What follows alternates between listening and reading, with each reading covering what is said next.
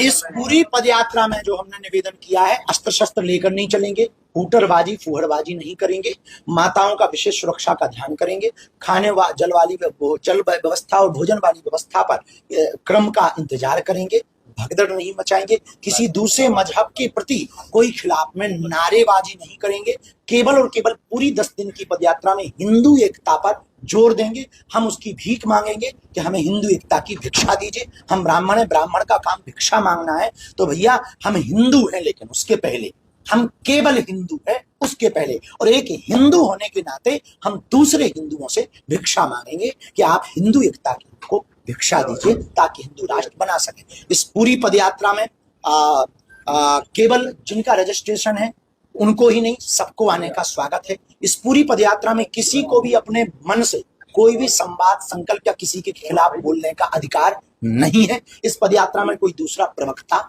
नहीं है। इस पदयात्रा का कोई सरकार से अपेक्षा या मांग नहीं है। इस पदयात्रा की केवल और केवल विचारिक यात्रा है, विचारिक क्रांति है। हम तलवारों की लड़ाई नहीं, विचारों की लड़ाई लड़ना चाहते हैं। इस पदयात्रा में सुबह राष्ट्रगान हनुमान चालीसा होगा, उसमें आपका सम्मिलित होना जरूरी है। 7 शपथ ली जाएंगी, उसमें आपका सम्मिलित होना जरूरी है। शाम को विराम के पहले हनुमान चालीसा किया जाएगा। 2 ध्वज चलेंगे, एक धर्म ध्वज सबसे आगे, एक धर्म ध्वज सबसे पीछे। उन धर्म ध्वजों को लांघना नहीं है, उसी के अंतर्गत रहना है।